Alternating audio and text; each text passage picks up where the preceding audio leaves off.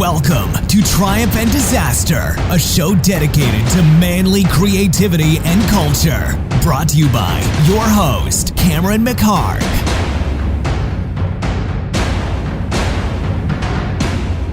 Hey guys, it's Cameron McHarg, and we're back for another episode of Triumph and Disaster, and this week is huge for me. It's Tony Kaye is the guest on the show this week, he was the director of American History X, among others, and is the most awarded commercial director of all time, literally. And a huge music video director back in the day. He actually directed my favorite music video of all time, which is the Johnny Cash God's Gonna Cut You Down video. I'll have it all up on the blog. It's triumphanddisasterblog.com. So anyway, we had this talk in the back alley of a bar off of Hollywood Blvd called Pig and Whistle after he did a musical set there. And he is actually a perfect guest for the show because he is obviously primarily a filmmaker, but he's sort of an all-around Renaissance artist. This guy, I mean, he's a filmmaker, he's a photographer, he's a painter, a writer. He does it all. I think I might be even missing something. He does basically everything. And we talk, there's so much to talk about, but we got cut off a little bit short after about 40 minutes or so, a little less than 40 minutes. His driver showed up and he had to take off. And he wanted to do a part two, so I'm really hoping to do a part two episode to this.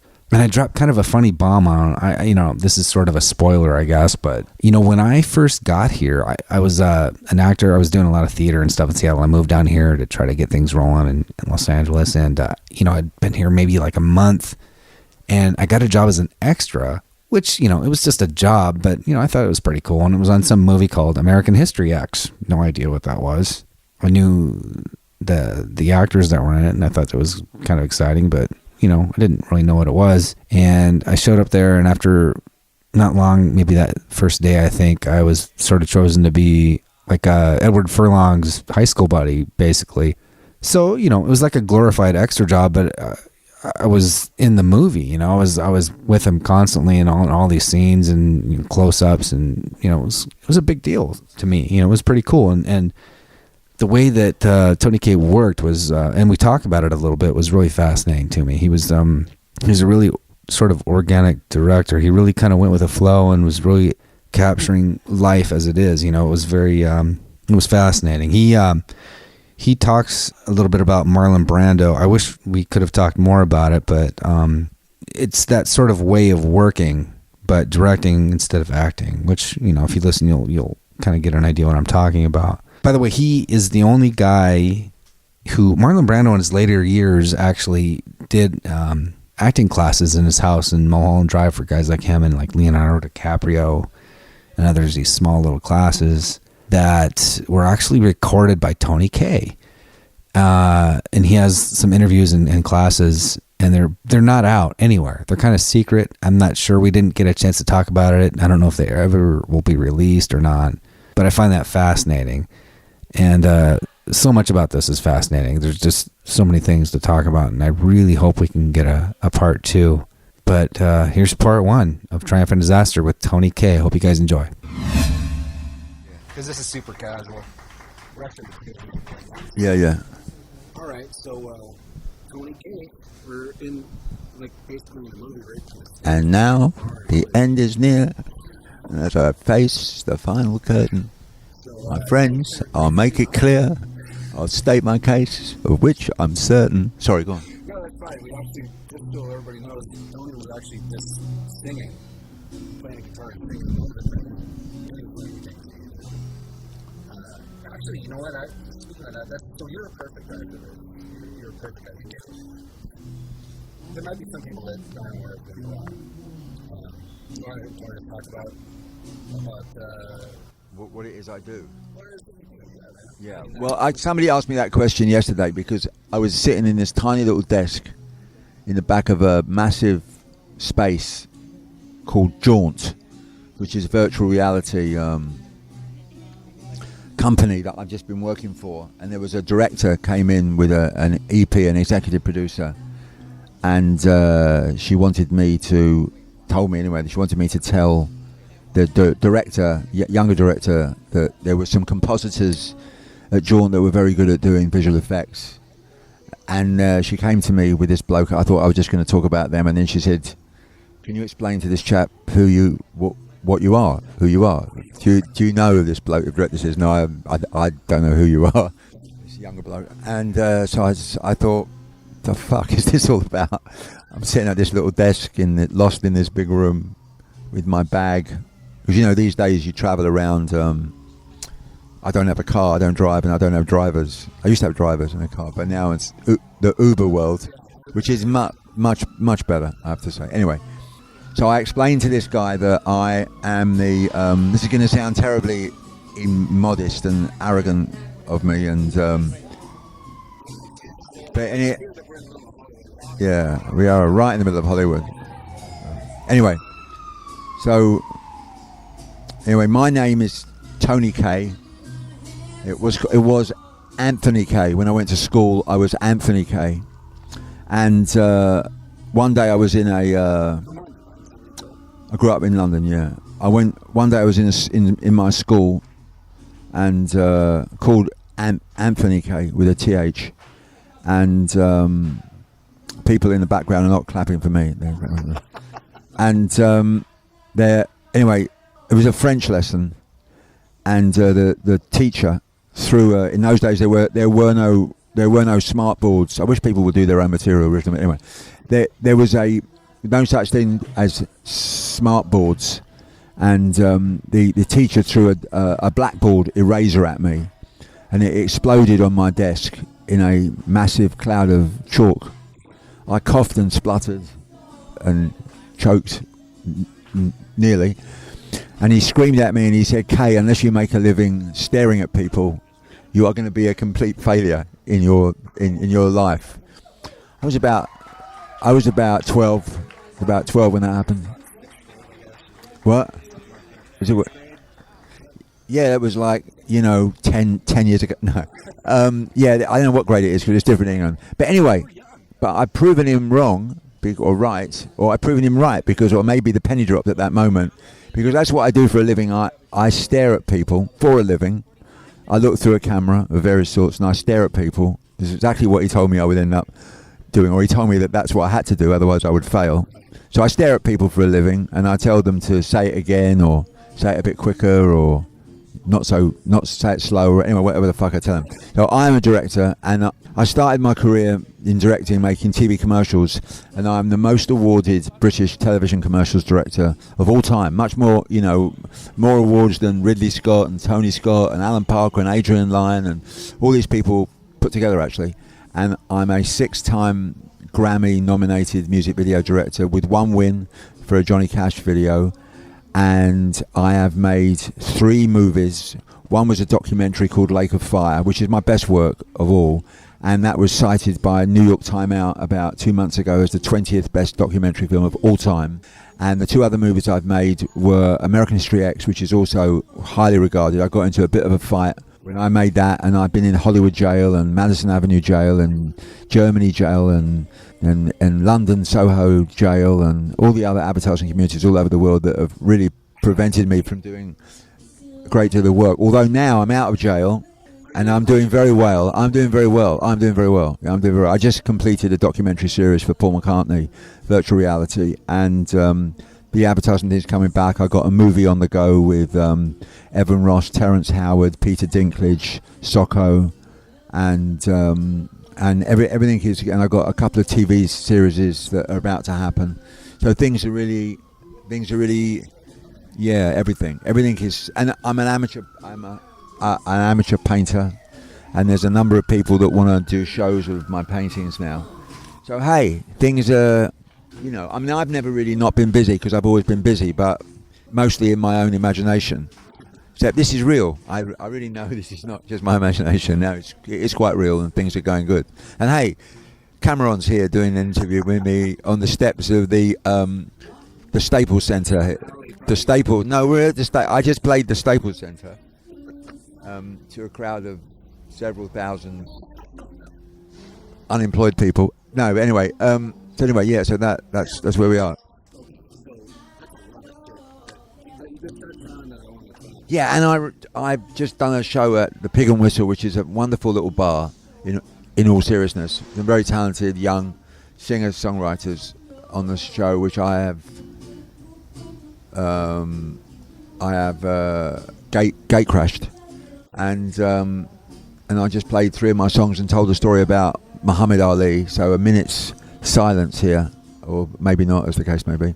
But yeah, Muhammad Ali died today. It's June the 4th, right? I'm actually, when we were kings, the film. Amazing. One of my favourite movies.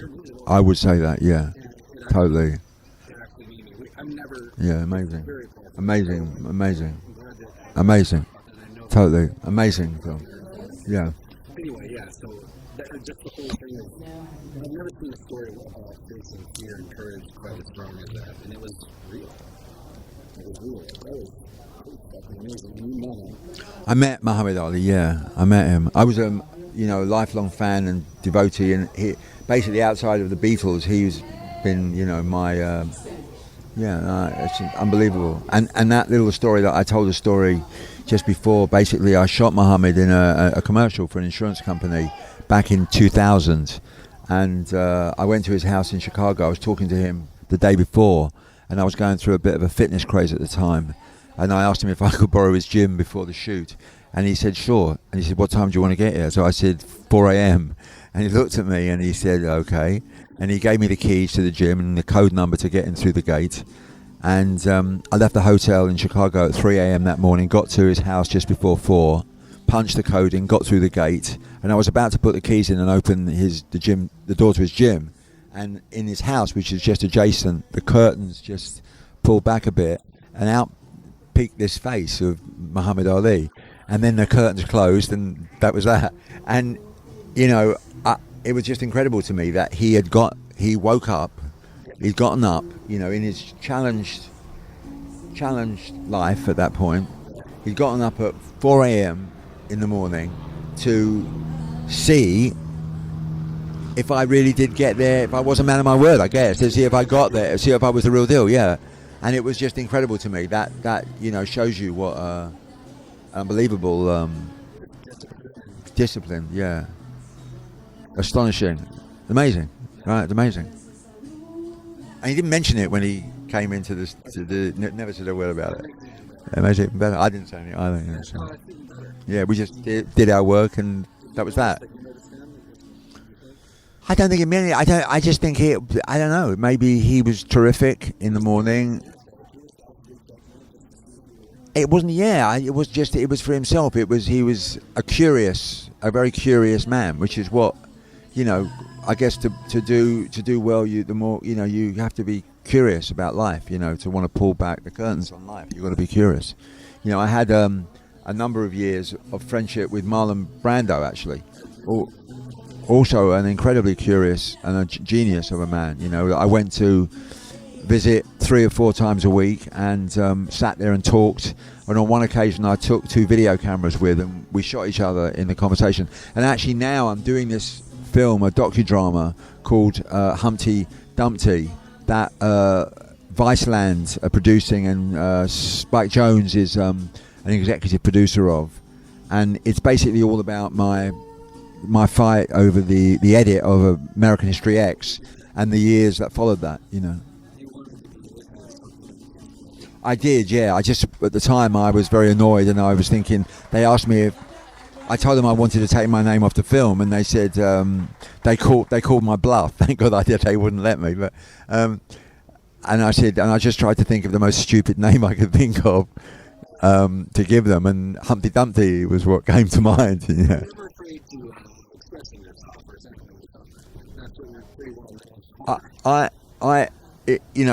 expressing oneself is what is if you that's what you do, isn't it? If you're a aspiring artist, or you're trying to be something in the arts, you have to express yourself. So I've always felt that, stupidly at times, to be honest, and for me the boundary of real life and pretend and the camera's on and you got to be professional has blurred a lot, and that's been my problem a great deal, because true professional, like somebody like McCartney, who I've just worked with, a real true professional, when he walks out the door in the morning, he's Paul McCartney and he's on, and nothing gets in the way.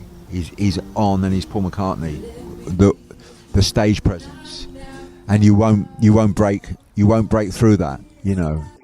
And whereas I have been very flawed, and I have Tony Kaye. I mean, I don't even consider myself in the same category, but just in my own journey, you know, when Tony Kaye's walked out the door, the Tony Kaye, the director, storyteller, has often caved in and become, you know, in an emotionally crippled way, Tony Kaye, the person, you know, which you can't really do that. I mean, although I say you can't really do that, in my line of work, or the way that I work with a camera and a microphone, is I try to pierce the veneer of an actor, of an actress, and I try and get the emotionality of who they are onto the screen. So, you know, embracing my own emotions in a way were tremendously important to me, because I had to learn from them so I could put myself in the person in front of the camera's position, you know.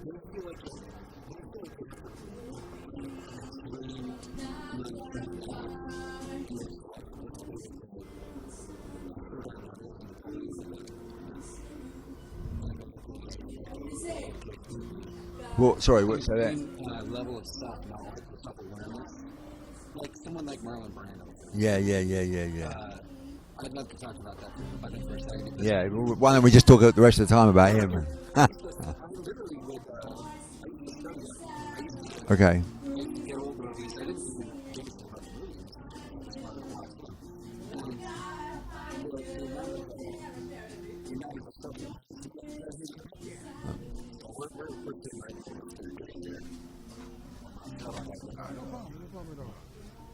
Need to get down? Thanks a lot. Oh, you're all good, man. Don't worry about it. Man, we got 2 feet. So, I mean, you could watch him if you watch carefully. And,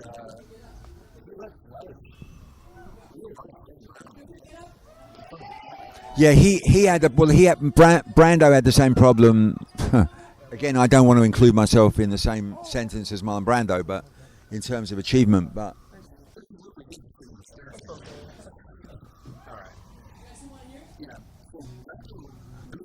yeah, I should have said that. I was just saying that I felt that Marlon had that problem that he couldn't turn off. He was the guy, you know, 24/7. And I just worked with Shia LaBeouf, actually, briefly. We were going to do something. And he's the same way. And he actually told me a story that is, you know, was very illustrative of that. That Shia worked with Steven Spielberg for some years. He was Spielberg's guy, you know. Yeah, well, they did Raiders together, I think. They did Raiders of the Lost Ark. They did one. Shia LaBeouf. Yeah, Shia LaBeouf. And Stephen told Shia, look, you know, you got to be like Tom Cruise. You know, when you walk out your house in the morning, you got the face. You are the guy. Don't be professional at all times. Whereas Shia was the same as Brando in that sense. You know, unlike Tom Cruise, unlike Paul McCartney, he has trouble. He's the guy. He's a genuine person, Shia LaBeouf, and that's the guy. And he's not gonna, you know. But I hope to God that he can get the opportunity to really showcase his talents. You know, his real talents. You know.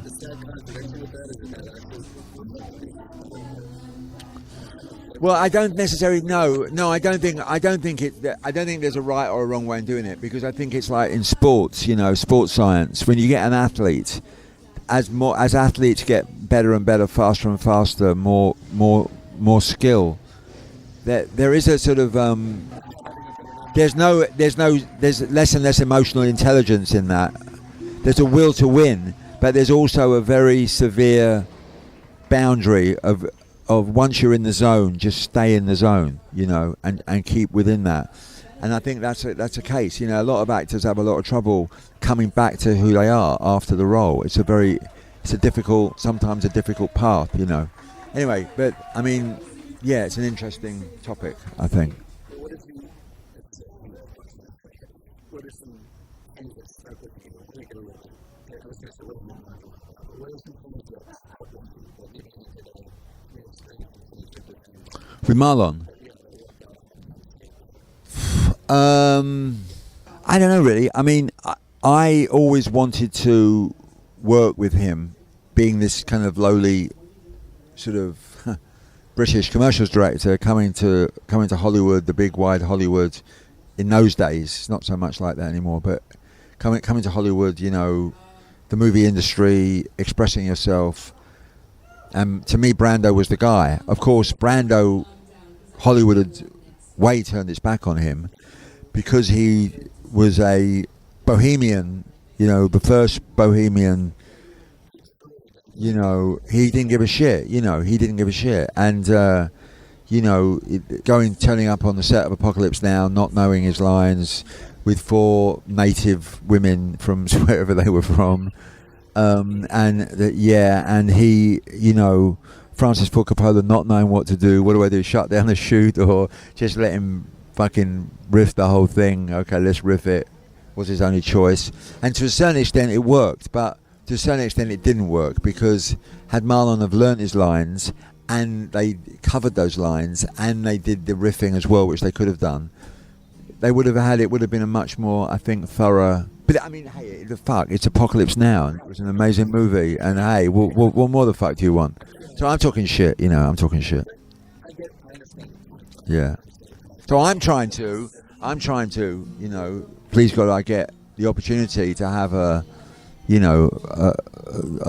another 20 years working, you know. I'm 63 now. Is that I'm really, you know, I feel okay, and I'm in a good place, and I'm things are going well, and you know, I'm in a good place. I understand my ego. I've been studying the Kabbalah for about 10 years now. And I shouldn't, you know, I'll say that word because some people, they recoil when they hear it.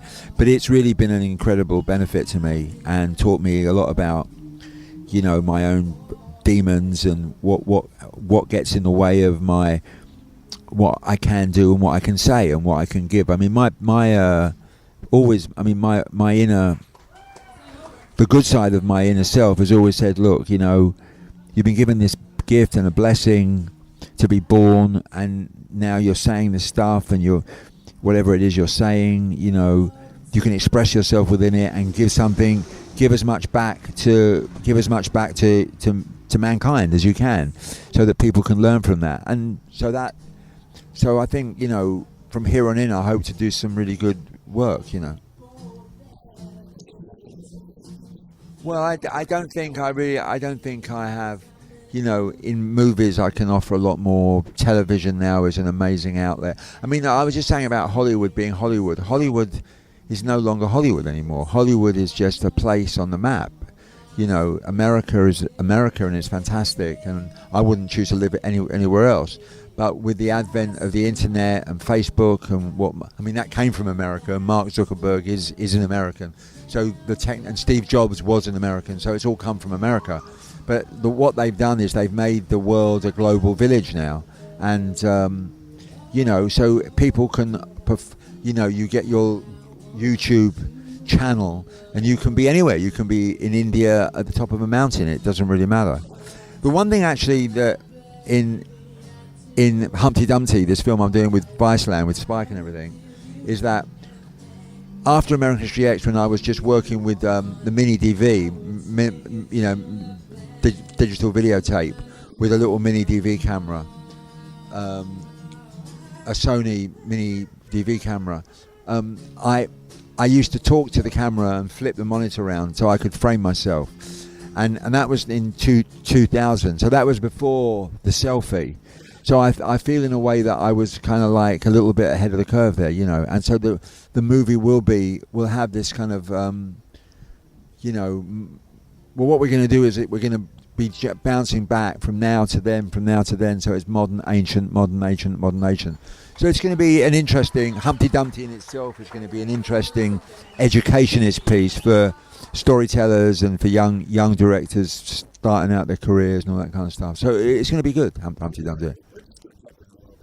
Yeah. Yeah. Yeah. Yeah.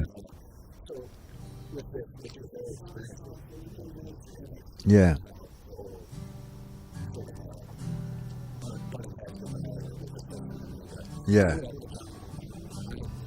We were talking just for a second before you said nothing once before. Uh-oh. Oh my God! In the school part of Venice High. What for Venice High? Who? Sorry, who's buddy? Oh, crazy.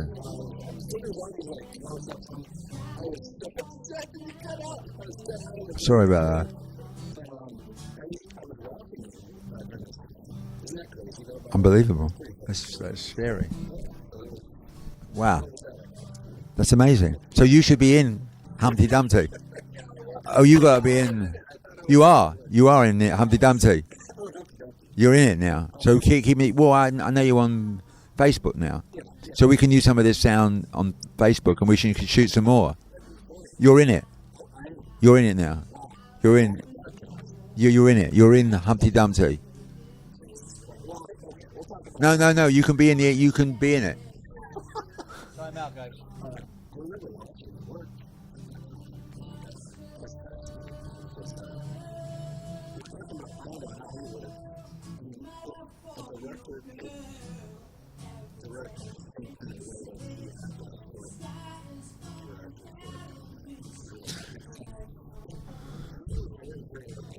That's right. Yeah.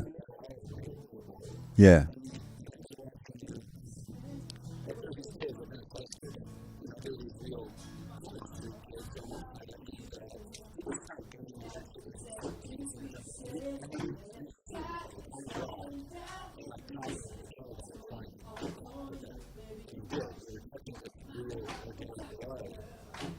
So I was doing what? The camera guy. What camera guy? I am the camera guy. Yeah. Oh, maybe you grabbed it. You grabbed it. I grabbed what? Okay. Oh, okay. Yeah. Right. By the way, you look how you did that. You had a big beard. You had a big beard. Yeah. Well, not so recently. A few years ago. Yeah. You mean as I did a few months ago? I look the same.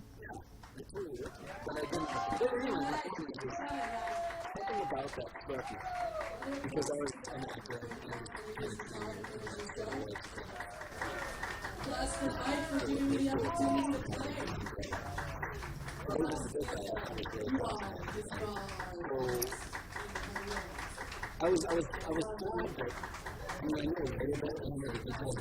know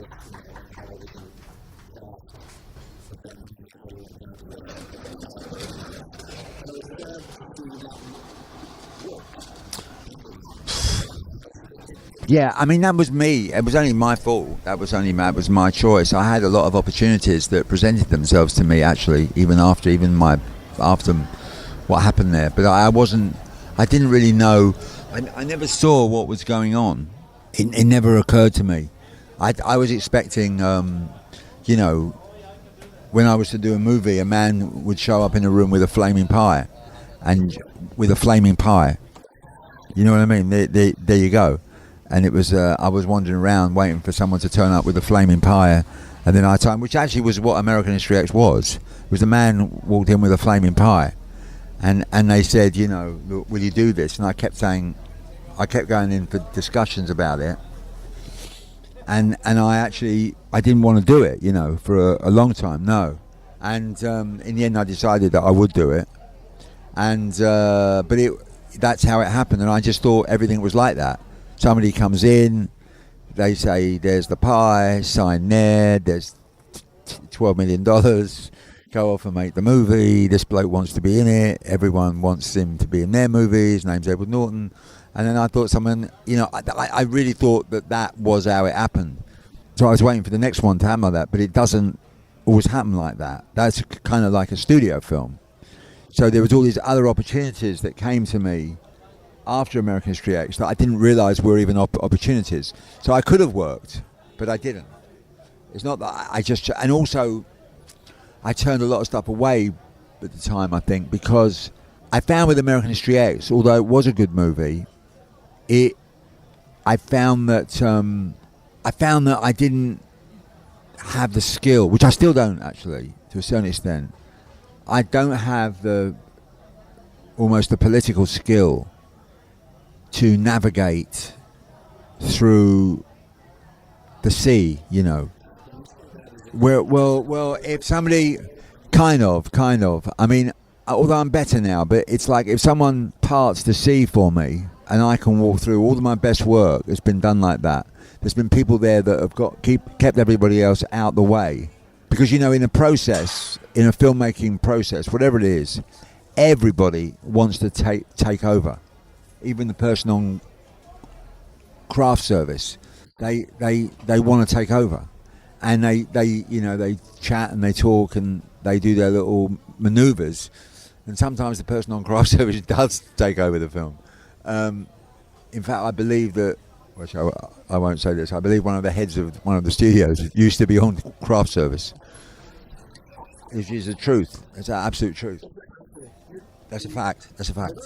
Yeah. But then again, there's a very interesting analogy that the food business is a really tremendous business to be in, because the food business, there's certain criteria that are aligned with the food business that you can apply to anything. You can apply to anything. One of my cleverest friends is a guy called Ray Rinkoff. Now, Ray Rinkoff owns a bakery in London called Rinkoff's, and Rinkoff's bakery is over 100 years old because his grandfather started it off in I know this because I designed his logo for him about 30 years ago, but well, they fucked it up. They changed it a bit, but anyway, what the hell? But anyway, Ray is in the food business and he's doing tremendously well right now. And whenever I talk to him, I don't talk to him that much, but when I talk to him and I ask him a question about something, his advice is very on the money. Do you understand? It's very, very, very sharp. And so somebody in craft service, I can imagine they could end up running a studio. It's like being there. It's like Jerzy Kaczynski's being there with Peter Sellers. You know that book? It's basically this chap who was a gardener, you know, who has never seen anything other than the television and the garden, and he ends up the president of the United States of America, you know. I mean, hey, you almost got the guy now, right? He's almost there. Well, what do you think of that? I don't know anything about politics. I don't understand politics at all. I really don't. I thought George Bush was going to be a good president. George Bush. No, I thought he looked the part to me. And Harold Macmillan in England and Margaret Thatcher. So those people to me really look the part. George Bush, Harold Macmillan, and Margaret Thatcher. But what do you think about this coup? Yeah, because it's amazing, isn't it? What's going on? I mean, it's amazing.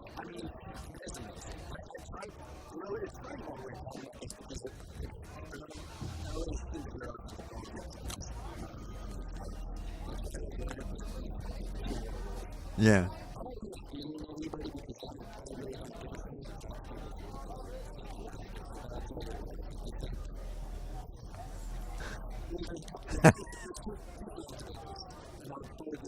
Yeah.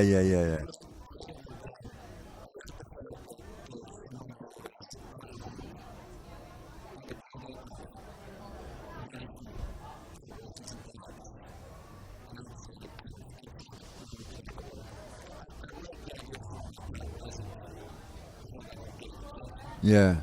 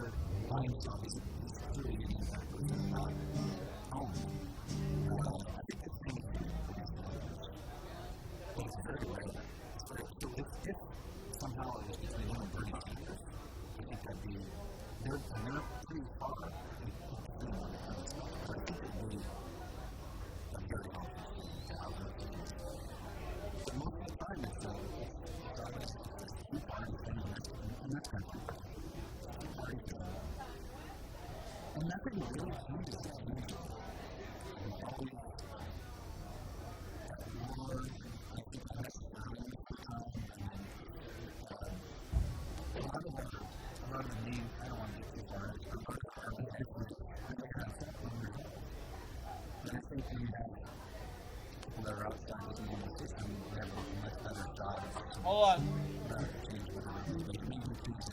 Heads up, Tony. Yeah, we're going. No, I got to go down for a minute. Guitar center. Oh, yeah. Trump. My perspective. No, I tell you right now. My theories and my reasons and my analogies on this matter are invalid. I can talk to you about movies and what I think a movie should be like, or a structure of a movie, or any form of motion picture and sound storytelling. I do believe I have a handle on that. Politics, I have no handle on at all. But all I can say is, purely as a voyeur. No, I'm not. I'd like to be though. I love American. I would love to be an American citizen. As a voyeur and as a watcher, I would love to see what happens. He is the most interesting candidate to me. I'd love to see I'd just like to see how he conducts himself as the president of the United States of America. Yeah.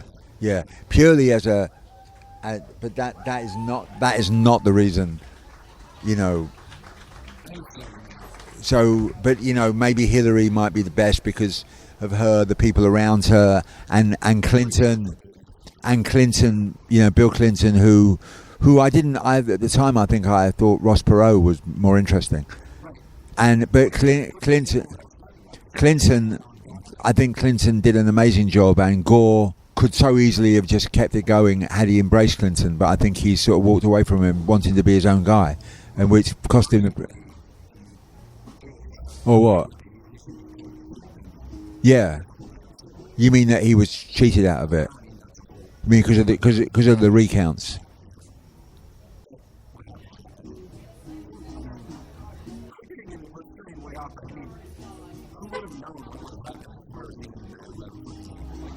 Yeah.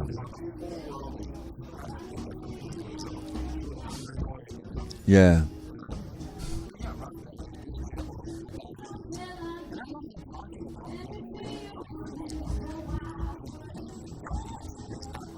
Yeah.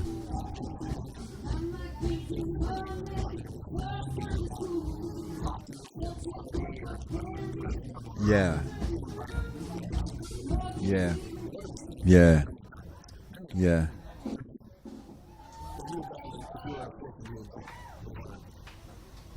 I don't know who I'd vote for. Oh, I'd vote, all right, yeah. But I don't know who I'd vote for. That would become a wholly different... I never forget, my younger brother, who's sadly not here anymore, but I remember my brother voted when he was about 13 years old. He somehow got into the ballot box and voted, and then he went to the local newspaper and told them he'd voted. And there was a whole uproar where I lived. It was quite amazing.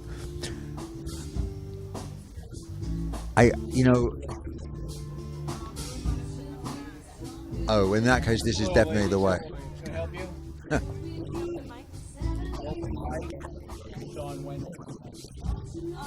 Want to say hi? We heard you sing the other night. You did? Oh, thank you. Thank you. Oh, thank you. Thank you. Cool. Thank you very much. Sorry She's embarrassed about you, right? Daughter. Yeah. I know. Sorry. Yeah.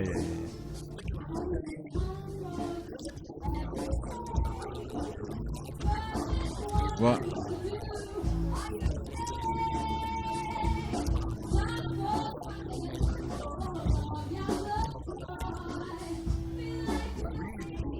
What was that?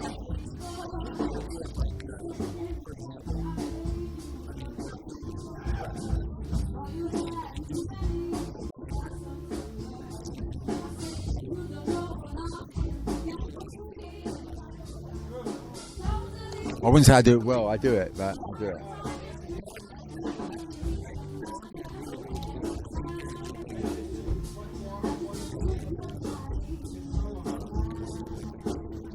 You can't. Yeah, I mean, nobody nobody. Only use yourself, pigeonhole yourself, and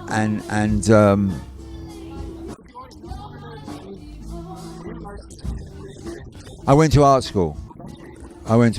Yeah. I mean, it was always my painting was the first thing I wanted to do.